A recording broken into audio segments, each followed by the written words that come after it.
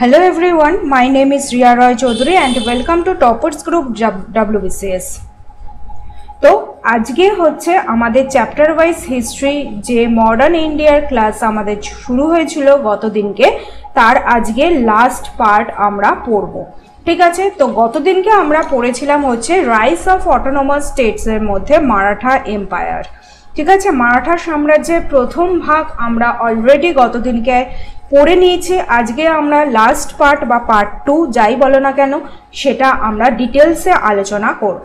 ওকে, এবং তোমাদের বলে দিই যে ফ্যামিলি ট্রিটা আমি গতদিনকেও তোমাদের বুঝিয়েছিলাম এবং বলেছিলাম যে এই শাহু ভোসলে অবধি আমি গতদিনকে তোমাদের বলে দিয়েছিলাম এবং আজকে আমি বলেছিলাম তোমাদের পেশোয়াস যে পদটা আছে সেই পেশোয়া পদে কারা কারা অধিষ্ঠিত হয়েছিল সেই সম্পর্কে বলবো এবং যে ফেমাস ওয়ার যেটা হয়েছিল অ্যাংলো মারাঠা ওয়ার, ইঙ্গো মারাঠা যুদ্ধ, সেই ইঙ্গো মারাঠা যুদ্ধ কাদের কাদের মধ্যে হয়েছিল, কখন হয়েছিল সেটা আমি ডিটেলসে আলোচনা করব তোমাদের আজকে। ওকে, এবং তোমাদের বলেছিলাম যে শাহু ভোসলে যে ফিফথ ছত্রপতি ছিলেন ওনার সময় কিন্তু এই পেশোয়াশিপটা এসেছিল এবং তিনি বালাজি বিশ্বনাথকে কিন্তু অ্যাজ আ পেশোয়া মানে কি প্রাইম মিনিস্টার, আমি গতদিনকে কিন্তু সেটাও বলে দিয়েছিলাম যে শিবাজির যে অষ্টপ্রধান ছিল, যে কাউন্সিল অফ মিনিস্টার্স ছিল তার মধ্যে একটা পদ হচ্ছে এই পেশোয়া পদ, প্রাইম মিনিস্টার পদ, যেটা নিয়ে ডিটেলসে আলোচনা করেছিলাম। যারা ভিডিওটা এখনো পর্যন্ত দেখোনি মানে ক্লাস 33 এখনো পর্যন্ত দেখোনি তাদেরকে রিকোয়েস্ট করব আগে ওই ভিডিওটা দেখে আসো, তারপর কিন্তু এই ভিডিওটা তোমরা দেখো, তাহলে তোমাদের বুঝতে সুবিধা হবে। ওকে, তো এই পেশোয়া হিসেবে অ্যাপয়েন্ট করেছিলেন এবং যিনি পেশোয়াশিপটাকে আরও শক্তিশালী করেছিলেন, যাকে মারাঠা সাম্রাজ্যের দ্বিতীয় প্রতিষ্ঠাতা বলা যেতে পারে। ঠিক আছে, এই বালাজি বিশ্বনাথকে, এবং তিনি সৈয়দ ব্রাদার্সদের সাথে মিলিত হয়ে কিন্তু ফারুক শিয়রকেও গদিচ্যুত করেছিলেন, যেটা যখন লেটার মুঘলস পড়বো আমরা তখন পড়ব। চলো তাহলে দেখে নিই পেশোয়া বালাজি বিশ্বনাথ সম্পর্কে। তো 1713 থেকে 1720 অবধি হচ্ছে উনি পেশোয়া পদে ছিলেন বা মারাঠা সাম্রাজ্যে উনি ছিলেন। তো ফার্স্ট পেশোয়া হচ্ছে who started his career as a revenue clerk, he supported Shahu's against Tarabai in the Maratha civil war. আমি তোমাদের গতদিনকে বলেছিলাম যে শাহু ভোসলেকে কিন্তু অরঙ্গজেব কি করেছিল, সম্ভাজি ভোসলেকে হত্যা করে এই শাহু ভোসলে এবং ওনার যে মা ছিলেন মানে সম্ভাজির যে ওয়াইফ ছিলেন তাকে কিন্তু বন্দি করে নিয়েছিল। ঠিক আছে, অরঙ্গজেব বন্দি করে নিয়েছিল। এবং অন্যদিকে রাজারাম মারা যাওয়ার পরে কি করেছিল, শিবাজি 2 এবং তারাবাই কিন্তু এই মারাঠা সাম্রাজ্যের কন্ট্রোলে ছিল, মারাঠা সাম্রাজ্যকে এনারাই কিন্তু মানে এগিয়ে নিয়ে যাচ্ছিল তারাবাইয়ের কন্ট্রোলে। শিবাজি 2 তখন যথেষ্ট ছোট ছিলেন, ওই জন্য তার নাম করে তার মা তারাবাই কিন্তু মারাঠা সাম্রাজ্য কন্ট্রোল করছিল। তো ঔরঙ্গজেবের মৃত্যুর পর কি হলো, শাহু ভোসলে কে ছেড়ে দেওয়া হলো, জেল থেকে রিলিজ করে দেওয়া হলো। তো রিলিজ করে দেওয়ার সঙ্গে সঙ্গে শাহু ভোসলে কি করলেন, এই তারাবাইয়ের সাথে কিন্তু যুদ্ধ একটা শুরু করলেন। এই যে যুদ্ধটা হয়েছিল সেই মারাঠা সিভিল ওয়ার যেটা হয়েছিল সেখানেই কিন্তু এই পেশোয়া বালাজি বিশ্বনাথ মানে বালাজি বিশ্বনাথ কিন্তু এই শাহুকে কিন্তু হেল্প করেছিলেন। ইন রিটার্ন এর পরিবর্তে বা এতে শাহু কি করলেন, এর পরিবর্তে শাহু তাকে পেশোয়া হিসেবে প্রাইম মিনিস্টার হিসেবে কিন্তু বালাজি বিশ্বনাথকে অ্যাপয়েন্ট করলেন নিজের রাজ্যে। বোঝা গেল তাহলে এই জায়গাটা। He made the post of Peshwa powerful and hereditary. He has been rightly called the second founder of the Maratha state and died in 1720. 1720 সালে পেশোয়া বালাজি বিশ্বনাথ হচ্ছে মারা গেলেন। মানে শাহু মারা যাওয়ার পরে ছত্রপতি যে পাওয়ারটা ছিল সেই পাওয়ারটা কিন্তু পুরোপুরি ট্রান্সফার হয়ে গেল কোথায়, পেশোয়াশিপে। কারণ বালাজি বাজিনাথ আমি তোমাদের গতদিনকে বলেছিলাম কি যে ছত্রপতির পরে যে সুপ্রিম পাওয়ারটা আছে সেটা হচ্ছে এই পেশোয়ার ওপরে, এই যে প্রাইম মিনিস্টার তার ওপরে। তো যখন ছত্রপতি মানে শাহু ভোসলে উনি যখন মারা গেলেন, তারপরে কিন্তু ছত্রপতি হিসেবে আর কেউ অধিষ্ঠিত হলো না মারাঠা সাম্রাজ্যে। তখন এই পেশোয়া বালাজি বিশ্বনাথ কিন্তু মারাঠা সাম্রাজ্যে পেশোয়াশিপটাকে নিয়ে এলো এবং পেশোয়া হিসেবে উনি ওখানে, মানে এখন থেকে ছত্রপতি আর বলা হবে না, এখন থেকে বলা হবে পেশোয়া। আমরা যাই রাজা এখানে পড়বো না কেন মারাঠা সাম্রাজ্যে, তাদেরকে সবার আগে আমরা বলবো পেশোয়া, নট ছত্রপতি। ছত্রপতি অবধি আমরা কিন্তু এখানে পড়ে নিচ্ছি, আমরা গতদিনকেই কিন্তু এইগুলো পড়ে নিচ্ছি। ছত্রপতি শিবাজি, ছত্রপতি সম্ভাজি, ছত্রপতি শাহু, ছত্রপতি রাজারাম, এনাদের সম্পর্কে অলরেডি পড়ে নিয়েছি। আজকে আমরা পড়বো হচ্ছে তাদেরকে বলা হতো পেশোয়া। তো প্রথম পেশোয়া আমরা পড়ে নিলাম বালাজি বিশ্বনাথ, ঠিক আছে। এরপরে বসছেন হচ্ছেন পেশোয়া বাজিরাও ওয়ান, যিনি বসছেন 1720 থেকে 1740 অব্দি, ওকে। এবং বলা হয় যে সব থেকে শক্তিশালী পেশোয়া ছিলেন হচ্ছেন পেশোয়া বাজিরাও ওয়ান। কোশ্চেনটা পরীক্ষায় তোমাদের দিয়েছে যে সব থেকে most powerful Peshwa of Maratha empire হচ্ছেন কে? এই পেশোয়া বাজিরাও ওয়ান, ওকে। এবং তিনি মালওয়া, গুজরাট সহ প্রায় 1/3 1/3 রিজিয়ন কিন্তু দখল করে নিয়েছিলেন সেই সময়, এবং মারাঠা সাম্রাজ্যটাকে একটা বিশাল সাম্রাজ্যে কিন্তু পরিণত করেছিলেন এই পেশোয়া বাজিরাও ওয়ান। কারণ মানে কি হয়েছিল দেখো, আমি গতদিনকে তোমাদের বলেছিলাম যে শিবাজির সাথে ঔরঙ্গজেবের যে একটা কনফ্লিক্ট হয়েছিল, কারণ বাবর, ঔরঙ্গজেব, আকবর এনারা ছিলেন মুঘল সাম্রাজ্যে ভীষণ শক্তিশালী নেতা এবং মুঘল সাম্রাজ্যটাই ছিল হচ্ছে ভীষণ শক্তিশালী। কিন্তু after the death of Aurangzeb, Mughal যে সাকসেসার্স ছিল, যারা ছিলেন তারা কিন্তু অতটাও পাওয়ারফুল ছিলেন না অ্যাজ লাইক বাবর, আকবর বা ঔরঙ্গজেব এনাদের মতো, ঠিক আছে। তো সেই সময় ওই জন্য পেশোয়া বাজিরাও ওয়ান কি হলো, সেই সময় কিন্তু এই মুঘল সাম্রাজ্যটাকে অ্যাটাক করার জন্য, মুঘল সাম্রাজ্যের কিছু অংশ দখল করার জন্য, ঠিক আছে, খুব সহজভাবে সেই জিনিসটা কিন্তু উনি করছিলেন। এবং 1728 সালে হায়দ্রাবাদের নিজামুল মুলকেও কিন্তু ব্যাটল অফ পালখেন্দে উনি ডিফিট করেছিলেন। এবং ওনাকে, মানে ওনার দুটো ওয়াইফ ছিল, তোমরা জানো সবাই, কি কাশিবাই এবং মাস্তানিবাই। উনি শনিবার ওয়াডা, এই যে তুমি দেখতে পাচ্ছ এখানে ছবিতে লেখাও আছে সেটা, এবং এটা হচ্ছে গেট, শনিবার ওয়াডার এটা হচ্ছে গেট যেটা উনি তৈরি করেছিলেন, এই বাজিরাও ওয়ান তৈরি করেছিলেন 1730 সালে এবং 1732 সালে যেটা কমপ্লিট হয়েছিল, ওকে। দেখো, also known as Bajirao Ballal, he was the greatest Peshwa, বারবার পরীক্ষায় দিয়েছে কোশ্চেনটা, of the Maratha Empire. He has been called the greatest exponent of guerrilla tactics after Shivaji. He preached the ideal of Hindu পদপোৎসাই। Very very important একটা question, শুধুমাত্র WBCS নয়, state PSC এবং অন্যান্য পিএসসি এক্সাম, ইউপিএসসির এক্সামে কিন্তু কোশ্চেনটা দিয়েছে, ভীষণ ইম্পর্টেন্ট কোশ্চেন। হিন্দু পদপোৎসাহী কে প্রতিষ্ঠা করেছিলেন? পেশোয়া বাজিরাও ওয়ান, যার মানে হচ্ছে হিন্দু এম্পায়ার, মানে হিন্দু রাজত্ব। He defeated Nizamul Mulk in the Battle of Palkhed in 1780. He attacked Delhi in 1737. He is remembered in Maharashtra as a fighting Peshwa. তোমরা জানো পেশোয়া যেটা ছিল বা মারাঠা সাম্রাজ্যটা মেইনলি মহারাষ্ট্র, পুনা এলাকাতেই ছিল সেটা। He said, "Let us strike at the trunk of the withering tree and the branches will fall off themselves", ঠিক আছে। ভীষণ ইম্পর্টেন্ট এই উক্তিটা, যেই উক্তিটা পেশোয়া বাজিরাও ওয়ান করেছিলেন, বোঝা গেল। এরপরে যে পেশোয়ার নেক্সট পেশোয়া বা থার্ড পেশোয়া হিসেবে বসছেন কে? বালাজি বাজিরাও, ঠিক আছে। পেশোয়া বালাজি বাজিরাও 1740 থেকে 1761 সাল অব্দি। Son of Bajirao one, Bajirao ওয়ানের উনি পুত্র ছিলেন এবং থার্ড পেশোয়া।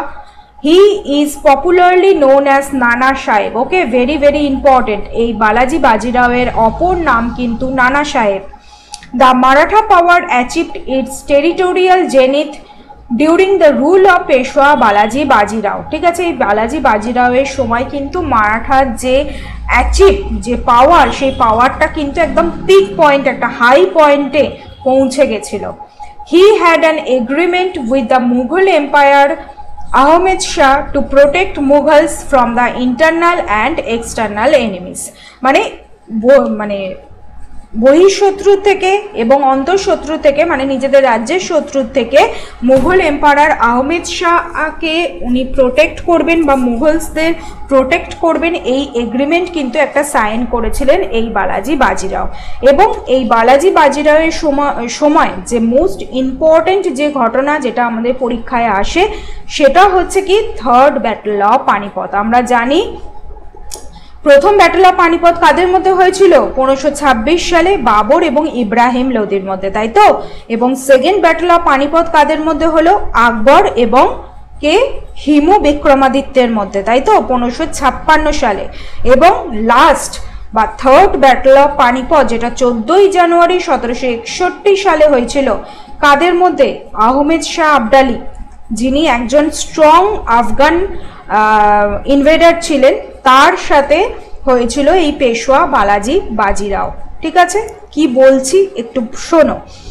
মারাঠারা তাদের যে ভিক্টরি হয়েছে সেটা নর্থের দিকে বলো বা পাঞ্জাবের দিকে খুব একটা করে উঠতে পারেনি, সেখানে অ্যাচিভ করতে পারেনি। এবং অন্যদিকে হায়দ্রাবাদের যে অযোধ্যার যে নবাব সুজাউদ্দৌলা এবং রোহিলখণ্ডের নাজিবউদ্দৌলা মারাঠাদের অত্যাচারে কিন্তু অতিষ্ঠ হয়ে উঠেছিল। কারণ তোমরা জানো যে মারাঠারা একটা হাই ট্যাক্সেশন কিন্তু নিত, তার যে টেরিটোরিয়াল এরিয়াসগুলো ছিল আশেপাশে যে রাজ্যগুলো ছিল সেখান থেকে কিন্তু একটা হাই ট্যাক্স আসতো। তো সেই সমস্ত অত্যাচারে বা মারাঠা পাওয়ার্স এই যে দিনকে দিন বেড়ে যাচ্ছে, এই সমস্ত জিনিসের ক্ষেত্রে তার যে আশেপাশের যে রাজ্য অযোধ্যার নবাব সুজাউদ্দৌলা এবং রোহিলখণ্ডের নাজিমউদ্দৌলা মারাঠাদের অত্যাচারে কিন্তু অতিষ্ঠ হয়ে উঠেছিল। তো তারা কি করলো? তারা আহমেদ শাহ আবদালির সাথে হাত মিলিয়ে মারাঠাদের এগেনস্টে থার্ড ব্যাটল অফ পানিপথের যুদ্ধে নামলো।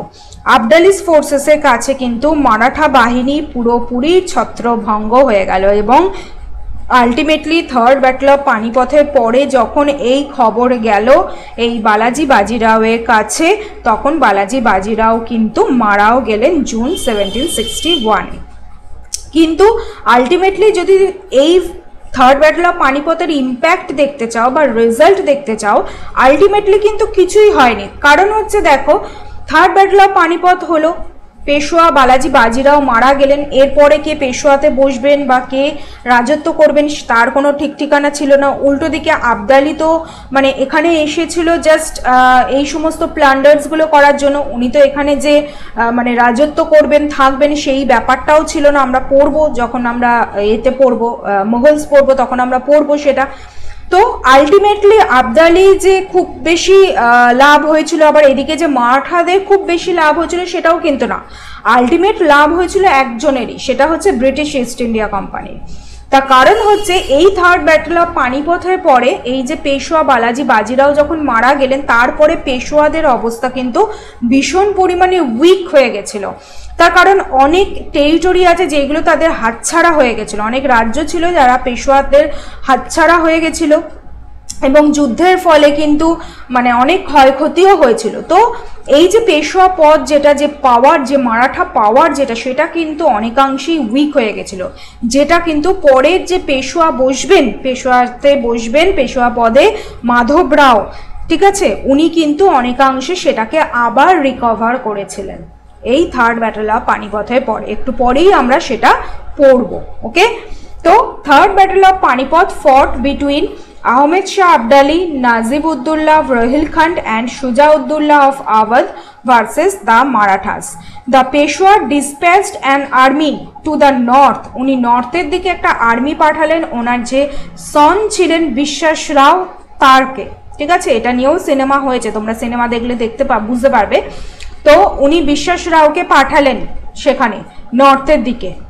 But the actual command was in the hand of Peshwa's cousin Sadashiv Rao Bhau. কিন্তু পেশোয়া অ্যাকচুয়ালি যাকে ভরসা করত, যে মেন কমান্ডার ছিলেন, তিনি ছিলেন পেশোয়ার কাজিন সদাশিব রাও ভাও। ওকে, তো ওনাকেও পাঠালেন, কিন্তু আলটিমেটলি এত কিছু করেও কিন্তু শেষ রক্ষাটা হলো না। মারাঠারা কিন্তু পুরো ছত্রভঙ্গ হয়ে গেলেন এবং এনারা কিন্তু মারাও গেলেন। বোঝা গেল তার কিছুদিন পরেই কিন্তু বালাজি বাজিরাও মারা গেলেন। তো আফটার বালাজি বাজিরাও কে বসলেন পেশোয়া হিসেবে? বসলেন হচ্ছেন মাধবরাও, 1761 থেকে 1772 সাল অবধি। Okay, after the third battle of Panipat, Nana Fadnavis rose to prominence as a minister and helped Madhav Rao to regain the prestige and power of Marathas. বলছি একটু পরে। He was the fourth Peshwa. ওকে, বোঝা গেল? তো কি হলো দেখো, একটু ফ্যামিলি ট্রিতে আমরা ব্যাক করি। দেখো, আমরা বালাজি বাজিরাও অবধি পড়ে নিয়েছি অলরেডি, তাই তো? তো তারপরে বসলেন কি? মাধবরাও। এই যে ব্যাটল অফ পানিপথ হলো, থার্ড ব্যাটল অফ পানিপথ হলো, মাধবরাও পেশোয়া হলেন এবং 11 বছরের মধ্যে, একটা শর্ট পিরিয়ডের মধ্যে কিন্তু উনি রিস্টোর করে নিলেন ওনার যে পেশোয়াশিপস বলো, ওনার যে মারাঠা যে পাওয়ার বলো, সেই সমস্ত কিছু। ঠিক আছে, কিন্তু রঘুনাথ রাও, এই যে রঘুনাথ রাও, দেখো মাধবরাও বসে আছেন কিন্তু সিংহাসনে। ঠিক আছে, এই মাধবরাও কিন্তু সিংহাসনে বসে আছেন, কিন্তু রঘুনাথ রাও তখন কি করলেন? ওনার আঙ্কেল ছিলেন মাধবরাওয়ের, উনি তখন কি করলেন? রঘুনাথ রাও বললেন কি যে না, পেশোয়াশিপটা আমার দখলে থাকার কথা, বা আমি পেশোয়া হিসেবে বসবো। ওনার এই মানসিকতা তৈরি হলো এই রঘুনাথ রাওয়ের, এবং উনি এই মাধব রায়ের বিরুদ্ধে কিন্তু বিভিন্ন কনস্পিরেসি করতে শুরু করে দিলেন। এই খবর যেই মাধব রাও পেল, মাধব রাও কি করলেন? এই রঘুনাথ রাওকে, যিনি ওনার আঙ্কেল ছিলেন, ওনাকে কি করলেন? বন্দি করলেন। ঠিক আছে, বন্দি করে দিলেন। এবং 1772 সালে যখন মাধব রাওয়ের মৃত্যু হলো, তারপর যখন নারায়ণ রাও সিংহাসনে বসলেন, ওনার ভাই নারায়ণ রাও সিংহাসনে বসলেন, তখন নারায়ণ রাও কি করলেন? রঘুনাথ রাওকে রিলিজ করে দিলেন বন্দি দশা থেকে। ঠিক আছে, এবং উনি রিলিজ করে দেওয়ার পর, রঘুনাথ রাওকে যেই রিলিজ করে দেওয়া হলো, সঙ্গে সঙ্গে 1774 সালে উনি নারায়ণ রাওকে, মানে রঘুনাথ রাও, যার অপর নাম হচ্ছে রাঘবাও বলা হয় ওনাকে, তো এই রাঘবা কি করলেন? নারায়ণ রাওকে হত্যা করে দিলেন। স্বাভাবিকভাবে সেটাই ঘটার কথা, তার কারণ হচ্ছে একটাই, কি রঘুনাথ রাও বরাবরই চেয়েছেন কি পেশোয়া পদে উনি বসবেন, উনি অধিষ্ঠিত হবেন, তাই তো? তো উনি যেই বন্দি দশা থেকে মুক্তি পেলেন, সঙ্গে সঙ্গে নারায়ণ রাওকে হত্যা করে দিলেন 1774 সালে। এবং 1774-এ যখন নারায়ণ রাওয়ের মৃত্যু হলো, তার কিছু বছর পর মাধবরাও টু বা সাবাই মাধবরাও জন্মগ্রহণ করলেন, যে নারায়ণ রাও এবং তার পত্নী গঙ্গাবাইয়ের পুত্র ছিল। তো কি হলো? নারায়ণ রায়ের হত্যার পরে পেশোয়া পদে বসে গেলেন হচ্ছেন রঘুনাথ রাও। ঠিক আছে, কিন্তু নারায়ণ রায়ের মৃত্যুর পর অ্যাকচুয়ালি তো ওনার যে সন্তান হবে সেই তো পেশোয়া পদটা পাবে, মানে হেরিডিটারি তো সেটাই হওয়া উচিত। কিন্তু নারায়ণ রাও যখন মৃত্যু হয়েছিল তখন ওনার কোনো মানে সন্তান ছিল না। তার কিছু বছর পরে ওনার যে স্ত্রী গঙ্গাবাই, উনি একটা পুত্র সন্তান জন্ম দেন, যার নাম হচ্ছে কি মাধবরাও টু। ঠিক আছে, এবং এই মাধবরাও টু হচ্ছেন অ্যাকচুয়াল দাবিদার অফ পেশোয়াশিপস অফ মারাঠা এম্পায়ার। ঠিক আছে, মারাঠা সাম্রাজ্যের একমাত্র দাবিদার হচ্ছেন কে? এই মাধবরাও টু। কিন্তু বসে আছেন কে? রঘুনাথ রাও। তখন কি হলো? তখন মারাঠাদের একদল মিনিস্টার্স, ঠিক আছে, সেই মিনিস্টার্সদের এক মানে যে হেড, যার নাম নানা ফড়নবিস, তিনি কি করলেন? তিনি আন্দোলন শুরু করলেন। তিনি বললেন যে না, মাধবরাও টু হচ্ছে অ্যাকচুয়াল দাবিদার অফ পেশোয়াশিপস। রঘুনাথ রাওকে সিংহাসনচ্যুত করে মাধবরাও টুকে উনি পেশোয়া পদটা ফিরিয়ে দিতে চান বা অধিষ্ঠিত করতে চান, যাই বলো না কেন।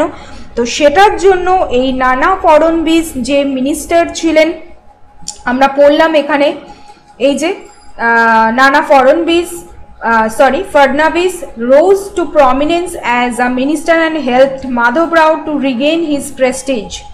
ঠিক আছে, to regain his prestige। তো উনি কি করলেন? 11 জন অ্যাডমিনিস্ট্রেটর নিয়ে তৈরি করলেন কি বারভাই কনস্পিরেসি। ঠিক আছে, বারভাই কনস্পিরেসি। কার বিরুদ্ধে? এই রঘুনাথ রাওয়ের বিরুদ্ধে শুরু করলেন কনস্পিরেসি, এবং আলটিমেটলি উনি রঘুনাথ রাওকে সিংহাসনচ্যুত করে দিয়ে বসিয়ে দিলেন মাধবরাও টুকে বা সাওয়াই মাধবরাওকে পেশওয়াশিপে। ঠিক আছে, খুব তাড়াতাড়ি পেশওয়াশিপে অধিষ্ঠিত হলেন মাধবরাও টু। তো এই সময় অবশ্যই রঘুনাথ রাও তো থেমে থাকার মানুষ নন। তোমরা বুঝতেই পারছো যে নারায়ণ রাওকে হত্যা করলো, যে পেশোয়া পদটা লাভের জন্য তার এতটা পরিমাণেই তার আকাঙ্ক্ষিত একটা পদ, সেটার জন্য সে তো চুপচাপ থাকার মানে অবস্থায় নেই। সে কি করলো? রঘুনাথ রাও সঙ্গে সঙ্গে চলে গেলেন কার হেল্প নিতে? British East India company. আস্তে আস্তে কিন্তু আমরা প্রথম ইঙ্গো মারাঠা যুদ্ধের দিকে এগোচ্ছি। হ্যাঁ, তো ব্রিটিশ ইস্ট ইন্ডিয়া কোম্পানির কাছে চলে গেলেন সোজা, যে আমাকে হেল্প করো তোমরা। ওখানে গিয়ে উনি অনুরোধ করলেন যে আমার এই পেশোয়া পদটা লাভের ক্ষেত্রে তোমরা হেল্প করো। তো তোমরা জানোই যে ব্রিটিশ ইস্ট ইন্ডিয়া কোম্পানির সম্পর্কে আমি তোমাদের অলরেডি বলে দিয়েছি যখন মডার্ন ইন্ডিয়ার ক্লাস শুরু করেছিলাম, যে তারা কি করে ম্যাড্রাস, ক্যালকাটা সব জায়গা নিজেদের আস্তে আস্তে দখল করছিল, নিজেদের স্থানটা। তো ব্রিটিশ ইস্ট ইন্ডিয়া কোম্পানি তো শুধু শুধু রঘুনাথ রাওকে হেল্প করবে না। তারা বলল কি, তারা এই সুযোগটা নিল, সুযোগটা নিয়ে বলল ঠিক আছে আমি তোমাকে হেল্প করব পেশোয়া পদে লাভে, কিন্তু তার এগেনস্টে কিন্তু সেলসেট এবং বেসিন ব্রিটিশ ইস্ট ইন্ডিয়া কোম্পানিকে দিতে হবে। সেলসেট এবং বেসিন ব্রিটিশ ইস্ট ইন্ডিয়া কোম্পানিকে দিয়ে দিল রঘুনাথ রাও, কারণ সে তো তখন পেশোয়া পদ লাভের জন্য যা খুশি তাই করতে পারে। ঠিক আছে, সে ব্রিটিশ ইস্ট ইন্ডিয়া কোম্পানি যা বলবে ও তাই করবে। তো কি করলো রঘুনাথ রাও? সেলসেটে এবং বেসিন ইস্ট ইন্ডিয়া কোম্পানিকে দিয়ে দিল, প্লাস সুরাট এবং ভারচুর ডিস্ট্রিক্টসের যে রেভিনিউ আছে সেই রেভিনিউটাও শেয়ার করে দিল ব্রিটিশ ইস্ট ইন্ডিয়া কোম্পানির সাথে। এবং এর এগেনস্টে ব্রিটিশ ইস্ট ইন্ডিয়া কোম্পানি 2500 জন সৈনিক নিয়ে রঘুনাথ রাওকে হেল্প করবে, এটাই চুক্তি হলো। ওকে, এবং এই চুক্তি, এই যে ফেমাস চুক্তি যেটা আমরা জানি কি treaty of Surat, 6 March 1777 the fight was began. মানে এই যে প্রথম অ্যাংলো মারাঠা যুদ্ধ, এটা শুরু হয়েছিল কিন্তু এই ট্রিটির মাধ্যমে, মানে এই ট্রিটি অফ সুরাটের মাধ্যমে কিন্তু এইটা শুরু হয়েছিল, এই প্রথম ইঙ্গো মারাঠা যুদ্ধটা।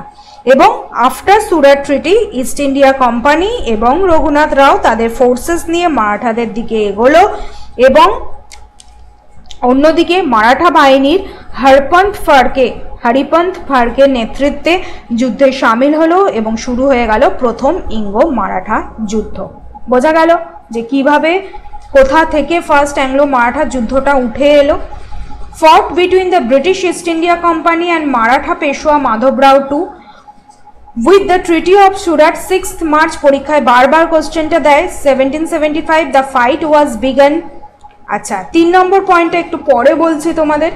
During the first Anglo Maratha war the governor general of East India Company Warren Hastings, ভীষণ ইম্পর্টেন্ট, এটাও পরীক্ষায় তোমাদের কোশ্চেনটা দেয়। তো কি হলো, এই ইঙ্গো মারাঠা যুদ্ধ যখন চলছিল, যখন শুরু হলো 1775 সালে, তখন ব্রিটিশ ইস্ট ইন্ডিয়া কোম্পানির গভর্নর জেনারেল ছিলেন ওয়ারেন হেস্টিংস। তো ওয়ারেন হেস্টিংসের কাছে যখন এই খবরটা গিয়ে পৌঁছালো, তখন ওয়ারেন হেস্টিংস বললেন কি যে ইমিডিয়েট যুদ্ধ বন্ধ করো, ইমিডিয়েট যুদ্ধ বন্ধ করো। উনি কি বললেন, উনি মারাঠাদের সাথে একটা ট্রিটি সাইন করলেন। উনি বললেন ব্রিটিশ ইস্ট ইন্ডিয়া কোম্পানিকে মানে অর্ডার দিলেন যুদ্ধ বন্ধ করার জন্য। অন্যদিকে মারাঠারাও যেহেতু এই যুদ্ধতে সামিল ছিল, মারাঠাদের সাথে একটা ট্রিটি সাইন করলেন, যে ট্রিটির নাম হচ্ছে কি ট্রিটি অফ পুরন্দর, যে ট্রিটির নাম হচ্ছে কি ট্রিটি অফ পুরন্দর, যেটা হয়েছিল 1 মার্চ 1776। বুঝতে পারছো, সালটা দেখো তাহলে বুঝতে পারবে। 1776 এই ট্রিটি অফ পুরন্দর সাইন করলো ওয়ারেন হেস্টিংস মারাঠাদের সাথে, যেখানে ব্রিটিশ ইস্ট ইন্ডিয়া কোম্পানি বলল কি, প্রথম বলল আমরা মাধবরাও টু, পেশোয়া মাধবরাও টুকেই হচ্ছে পেশোয়া হিসেবে মেনে নেব। অন্যদিকে রঘুনাথ রাওকে আমরা কোনো রকম হেল্প করব না। এই যুদ্ধ সময় যে সমস্ত জায়গাগুলো ইংরেজরা, ইংরেজ ইস্ট ইন্ডিয়া কোম্পানিরা দখল করেছিল সেইগুলো সব কিছু ফেরত দিয়ে দেওয়া হবে। এই ট্রিটি অফ পুরন্দর হিসেবে এইটাই কিন্তু সাইন হলো, ঠিক আছে, মেনলি এটাই কিন্তু সাইন করলেন, বলা হলো এই ওয়ারেন হেস্টিংস। ওকে, এবং তখন ওয়ারেন হেস্টিংস বললেন রঘুনাথ রাওয়ের কি ঘটনা ঘটবে বা তাকে কি করা হবে, কারণ আমরা রঘুনাথ রাওকে কোনো রকম কোনো হেল্প করব না। তো তখন মারাঠা মানে যে পেশোয়া ছিলেন মাধবরাও টু, উনি বললেন কি যে এই যে রঘুনাথ রাও উনি তো আমাদেরই মারাঠার লোক, মারাঠা সাম্রাজ্যেরই উনি একজন পেশোয়া, তো ওনার ব্যবস্থা হচ্ছে আমরা করব, আমরা মারাঠা গভর্নমেন্ট কি করবে ওনাকে মান্থলি 25,000 টাকা পেনশন দেবেন এবং গুজরাটে পাঠিয়ে দেওয়া হবে। ওকে, তো এইভাবে একটা যুদ্ধ তোমার মানে একটা যুদ্ধ বিরতি হলো। কিন্তু এখানে একটা কিন্তু আছে, এই যে ট্রিটি অফ পুরন্দর তো সাইন হলো, রঘুনাথ রাও কিন্তু তলে তলে এই ব্রিটিশদের সাথেই কিন্তু যোগাযোগ রেখে যাচ্ছিল, মানে ব্রিটিশ ইস্ট ইন্ডিয়া কোম্পানির সাথে কিন্তু যোগাযোগ রেখে যাচ্ছিল। অন্যদিকে মারাঠারা নিজেদের আরও স্ট্রং করার জন্য, নিজেদের আর্মিটাকে আরও স্ট্রং করার জন্য ফ্রেঞ্চ ইস্ট ইন্ডিয়া কোম্পানির সাথে হাত মিলিয়েছিল 1777 সালে, যেখানে 2500 জন ইউরোপিয়ান সোলজারকে ইউরোপিয়ান স্টাইলে প্রশিক্ষণ দেওয়া হবে। এই খবর যখন পেল ব্রিটিশ ইস্ট ইন্ডিয়া কোম্পানি, এই যে রিলেশন সেটাকে কিন্তু ঠিকভাবে মেনে নিল না এবং মারাঠাদের ওপর অ্যাটাক করার জন্য প্রস্তুতি নেওয়া শুরু করলো, যে না এইভাবে তো এরকমভাবে তো মারাঠারা আরও শক্তিশালী হয়ে যাচ্ছে, ঠিক আছে, তো এটাকে তো সেখানে ব্রিটিশরা একাংশে হেরে যাবে মানে এইভাবে, তো সেটা তো কোনো মতেই সম্ভব নয়, তোমরা জানো সেটা। তো তাদেরকে মানে মারাঠাদের অ্যাটাক করতে হবে, প্রস্তুতি শুরু করলো এবং অপরদিকে মারাঠা আর্মির কমান্ড করছিলেন মহাজি সিন্ধিয়া। ওকে, এবং দুজনের মধ্যে 1779-এ সাইন্ড হলো ট্রিটি অফ ওয়াদগাঁও, ঠিক আছে, এই মহাজি সিন্ধিয়ার সাথে ট্রিটি অফ ওয়াদগাঁও সাইন হলো এবং এই ট্রিটির মধ্যে কি বলা হলো, ব্রিটিশ ইস্ট ইন্ডিয়া কোম্পানি অবশ্যই মহাজি সিন্ধিয়া হেরেও গেল। ব্রিটিশ ইস্ট ইন্ডিয়া কোম্পানি কি বললো এখানে, যে তুমি অ্যাজ আ মিডিয়াম হিসেবে কাজ করবে কার, এই যে মারাঠা এম্পায়ার আছে সেখানকার যা খবরাখবর আছে সেইগুলো তুমি নিয়ে আমাদের দেবে, মানে তুমি একটা মিডিয়াম হিসেবে কাজ করবে, তাকে এই কাজ করাতে রাজি করালো, ঠিক আছে। এবং ওয়ারেন হেস্টিংস একটার পর একটা মারাঠা রাজ্যও কিন্তু দখল করতে বা ক্যাপচার করতে লাগলো মহাজি সিন্ধিয়াকে হারিয়ে, ওকে, সিন্ধিকে হারিয়ে।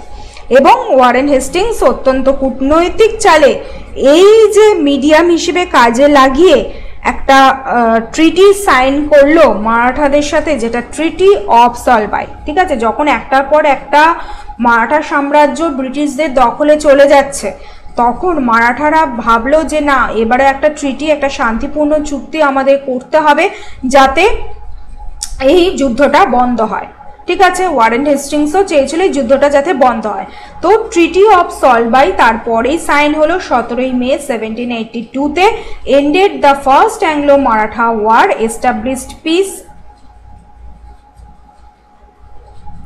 established peace between the two parties for 20 years. পরবর্তী 20 বছরের জন্য দুটো পার্টির মধ্যে, মানে ইংলিশ ইস্ট ইন্ডিয়া কোম্পানি এবং মারাঠাদের মধ্যে, মারাঠা পেশোয়াদের মধ্যে একটা যাতে শান্তিপূর্ণ চুক্তি থাকে, সেই চুক্তিটা সাইন হলো এই ট্রিটি অফ সলবাই, যেটা তোমাদের পরীক্ষায় বারবার দেয় যে কবে সাইন করা হয়েছিল এবং কাদের মধ্যে সাইন করা হয়েছিল।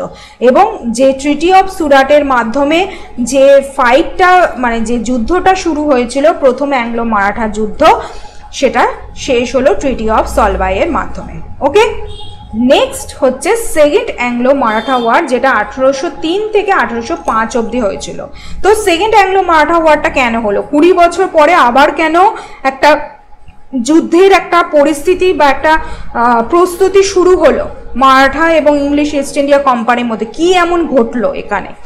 তো এই যখন সেকেন্ড অ্যাংলো মারাঠা ওয়ারটা হয়েছিল, তখন পেশোয়া পদে ছিলেন হচ্ছেন বাজিরাও টু, যিনি হচ্ছেন last Peshwa of Maratha empire.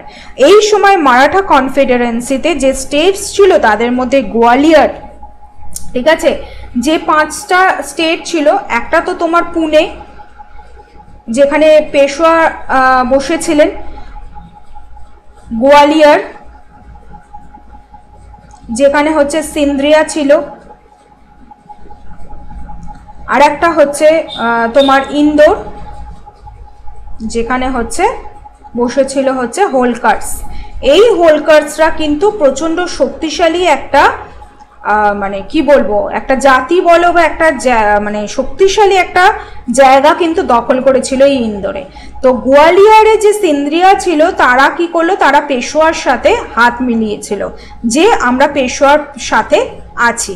কিন্তু এই হোলকার্সরা এই সিন্দ্রিয়াদের সাথেও তাদের একটা দ্বন্দ্ব চলছিল এবং এই পেশোয়ার সাথেও কিন্তু তাদের একটা দ্বন্দ্ব চলছিল।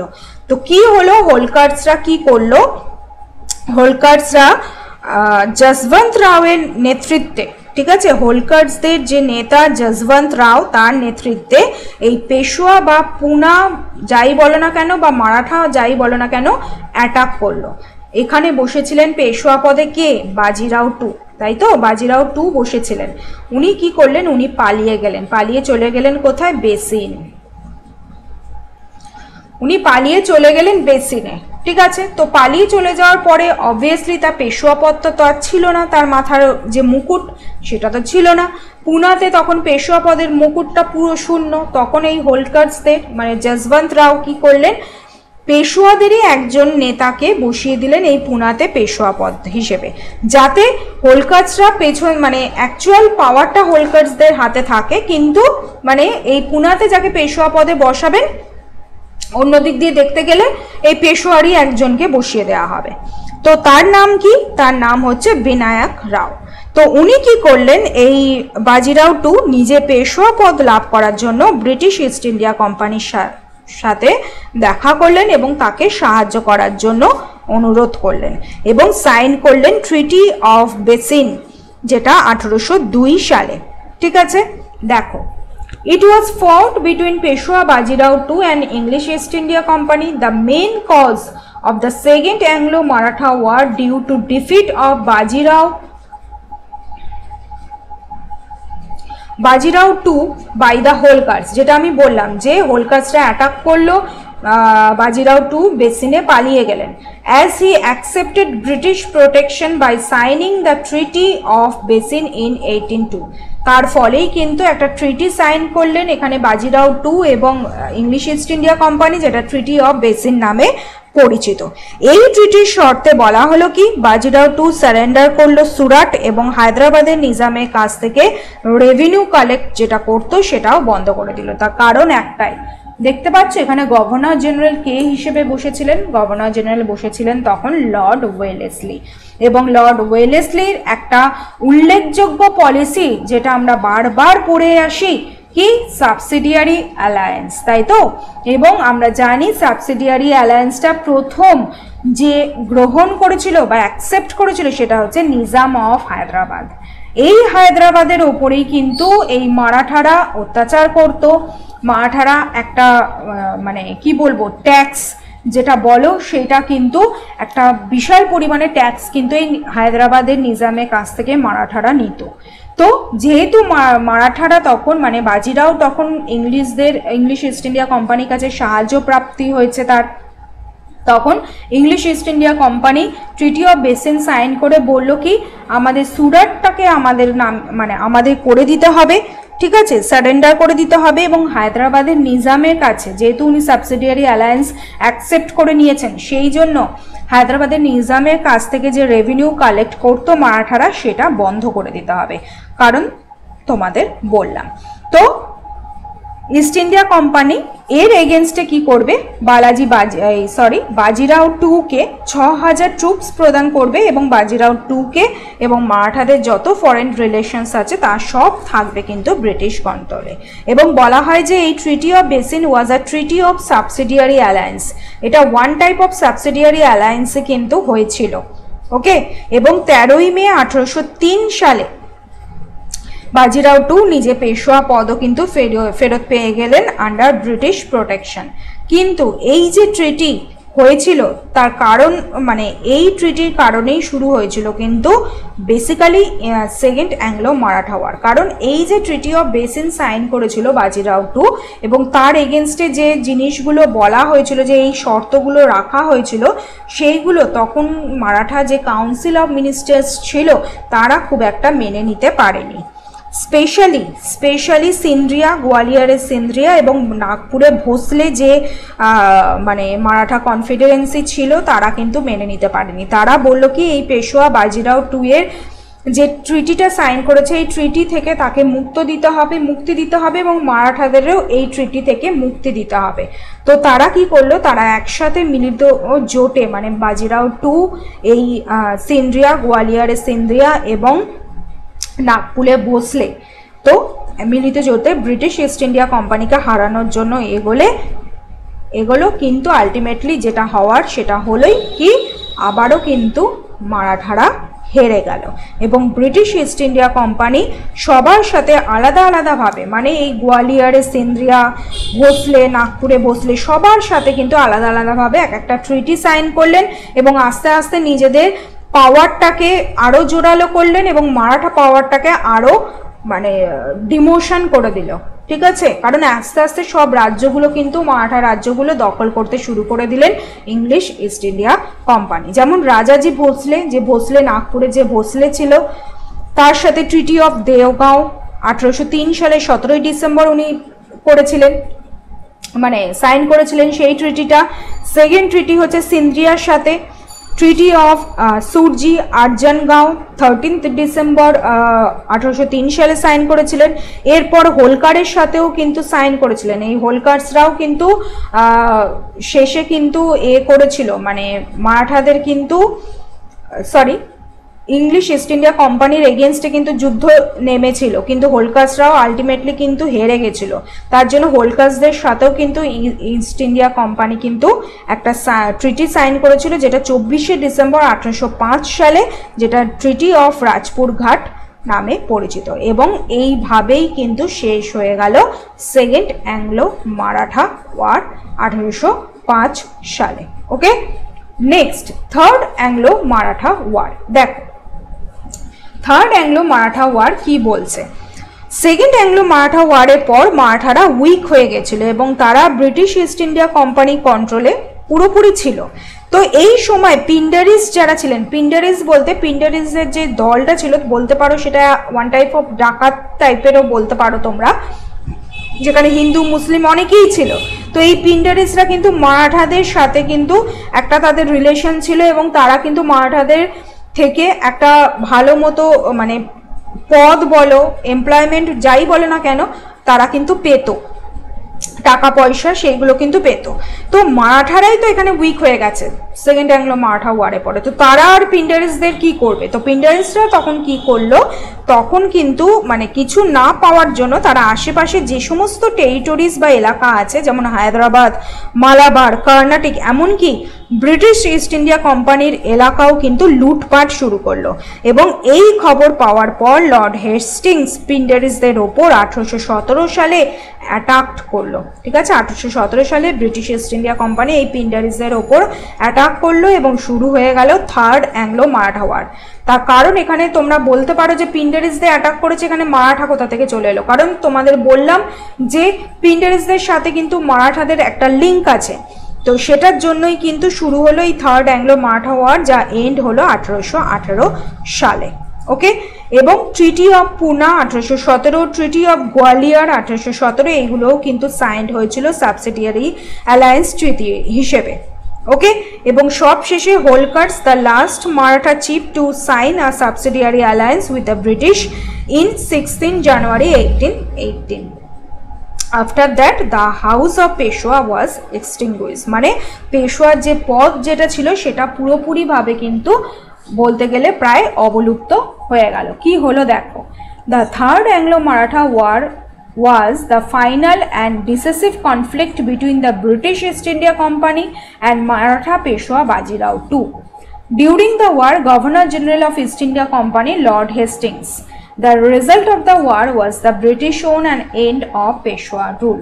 ওকে, এবং লাস্ট পেশোয়া যেটা বাজিরাও টু, যার সম্পর্কে আমি তোমাদের বলিনি তখন, সেটা একটু দেখো। পেশোয়া বাজিরাও টু, যিনি 1796 থেকে 1818 অবধি ছিলেন, বোঝাই গেল থার্ড অ্যাংলো মারাঠা ওয়ার অবধি। Peshwa Bajirao two was the last Peshwa of Maratha Empire. The sets of Peshwa was extinguished. In 1818, Peshwa was dethroned by the English East India Company and pensioned off and ordered to spend his last days in Bitor near Kanpur. ঠিক আছে, তাকে মানে pension দেওয়া হবে এবং তাকে order করা হলো যে তুমি কানপুর চলে যাও এবং কানপুরে তোমার যে লাস্ট যে জীবন আছে সেটা পালন করো, ওখানে থাকো ওখানে। ঠিক আছে, এবং এইভাবেই কিন্তু শেষ হলো পেশোয়া, মারাঠা সাম্রাজ্যের পতন হলো, এই থার্ড অ্যাংলো মারাঠা ওয়ার। ওকে, চলো তাহলে বুঝতে পেরেছো আশা করি তোমরা, যে ট্রিটা আমি তোমাদের করিয়েছিলাম সেই ট্রি হিসেবেও আমি তোমাদের বুঝিয়ে দিলাম এবং এনাদের সম্পর্কে, এই পেশোয়ার সম্পর্কেও কিন্তু বলে দিলাম এবং এই অ্যাংলো মারাঠা ওয়ার সম্পর্কেও তোমাদের বললাম। ওকে, নেক্সট কিছু ইম্পর্টেন্ট কোশ্চেন্স আছে, সেই কোশ্চেনগুলো একটু দেখে নিই কি আছে। The third battle of Panipat was fought in the year, খুব সহজ একটা কোশ্চেন, অ্যান্সার হবে 1761। The Modi script was employed in the documents of the Marathas. Okay, আমি আর অপশনস তোমাদের পড়ছি না, তোমাদেরকে ডিরেক্ট অপশনই বলে দিচ্ছি। Okay, Saranjami system was related to land revenue system of Marathas. ঠিক আছে, এটা একটা ল্যান্ড রেভিনিউ সিস্টেম মারাঠাতে। During the second Anglo Maratha the governor general of East India company. এখানে একটু বলি তোমাদের, আমি যে তোমাদের এত গল্প বললাম, এই গল্পগুলো তোমরা বইতেও অবশ্যই পাবে। এই গল্পগুলো বললাম যাতে তোমরা বুঝতে পারো যে হঠাৎ করে কেন ইঙ্গ মারাঠা যুদ্ধটা হলো, প্রথম কথা। সেকেন্ড কথা হচ্ছে, বোঝার জন্য তো অবশ্যই বলেছি, সেকেন্ড কথা এখান থেকে যে কোশ্চেনটা তোমাদের WBCS এ মেনলি দিয়ে থাকে সেটা হচ্ছে এই সময় কে গভর্নর জেনারেল ছিল, প্রথম ইঙ্গ মারাঠা যুদ্ধ কত সালে হয়েছিল, কোন কোন ট্রিটি সাইন করা হয়েছিল এবং কবে সেই ট্রিটিগুলো সাইন করা হয়েছিল এবং কাদের মধ্যে হয়েছিল। এই কোশ্চেনগুলোই মেনলি, আমি যে এত গল্প বললাম এই গল্পের থেকেও বড় কথা কোশ্চেনগুলো, এই কোশ্চেনগুলোই কিন্তু মেনলি দিয়ে থাকে তোমাদের পরীক্ষায়, অ্যাকচুয়ালি এইগুলোই দিয়ে থাকে। আমি তো বোঝানোর জন্য, বোঝার জন্য তোমাদের গল্পটা বললাম, কিন্তু কোশ্চেন বেসিক্যালি এখান থেকেই আসে। তো সেকেন্ড অ্যাংলো মারাঠা ওয়ারের সময় গভর্নর জেনারেল ছিলেন কে? Lord Wellesley. Okay, the most powerful Peshwa was, ভীষণ ইম্পর্টেন্ট একটা কোশ্চেন এটা, বালাজি বাজিরাও, মাধবরাও, বাজিরাও 1 না বালাজি বিশ্বনাথ? তো বাজিরাও 1 হবে হচ্ছে answer. Which Peshwa is known as নানা সাহেব? তোমরা জানো বালাজি বাজিরাও এর অপর নাম হচ্ছে নানা সাহেব। ট্রিটি অফ সলবাই সাইন্ড বিটুইন, এই যে এরকমভাবেই তোমাদের কোশ্চেনগুলো দেবে পরীক্ষায় এবং দিয়েওছে, প্রিভিয়াস ইয়ারে কোশ্চেন পেলে তোমরা মানে পড়লে তোমরা জানতে পারবে। Maratha and Holkars, Maratha and Mughals, Maratha and Bengal subedars, Maratha and British East India company. তো সঠিক অ্যান্সার হবে কি Maratha and British East India company. The first Peshwa was, জানো তোমরা, বালাজি বিশ্বনাথ, আজকেই তোমাদের পড়িয়েছি। Who of the following Rohilla chiefs was the confidant of Ahmed Shah Abdali? Answer হবে নাজিব খান। এবং last question, in the third battle of Panipat Marathas were defeated by, কাদের? আফগানদের হাতে মারাঠা বাহিনী ছত্রভঙ্গ হয়েছিল এবং হেরে গেছিল, তাই তো? এই যে টোটাল 10টা কোশ্চেন আজকে ছিল এবং গত ক্লাসে মানে মারাঠা এম্পায়ারের প্রথম পার্ট এবং সেকেন্ড পার্ট আশা করি তোমরা বুঝতে পেরেছো। যে ফ্যামিলি ট্রিটা করে দিয়েছে সেটা তোমরা খাতায় নোট করে নিও, সেটা থেকে পড়তে তোমাদের কিন্তু খুব সুবিধা হবে, ঠিক আছে? কারণ পরপর কে পেশওয়া হিসেবে বসেছিল, কারণ অনেক সময় গুলিয়ে যায়, তো পরপর পেশওয়া হিসেবে মনে রাখলেও কিন্তু তোমরা তাদের সম্পর্কে বা তাদের সময় কি কি ঘটনা ঘটেছিল সেইগুলোও কিন্তু মনে রাখতে পারবে। তো সেটার জন্যই আমি ওই ট্রিটা তোমাদের সুবিধার জন্য করে দিয়েছি। ওকে, তো চলো ক্লাসটা আজকে এখানেই শেষ করলাম। যদি তোমাদের ক্লাসটা ভালো লেগে থাকে তাহলে লাইক করো, শেয়ার করো বন্ধুদের সাথে এবং টপার্স গ্রুপ চ্যানেলকে সাবস্ক্রাইব করো এবং আমাদের যে টেলিগ্রাম চ্যানেল আছে টপার্স গ্রুপ অফিসিয়াল, সেটা জয়েন হয়ে যাও সেখানে, কারণ এই সমস্ত ভিডিও ফ্রি পিডিএফ কিন্তু ওখানে তোমরা পেয়ে যাবে।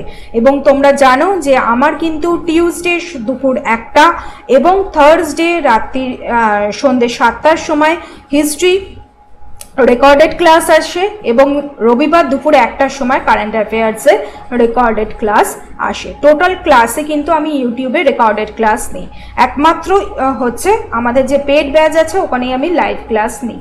ওকে, চলো তাহলে ক্লাসটা এখানেই শেষ করলাম। সকলকে থ্যাংক ইউ, সকলে ভালো থেকো, সুস্থ থেকো, বাড়িতে থেকো এবং অবশ্যই কিন্তু পড়াশোনার মধ্যে থেকো। ওকে, চলো টাটা।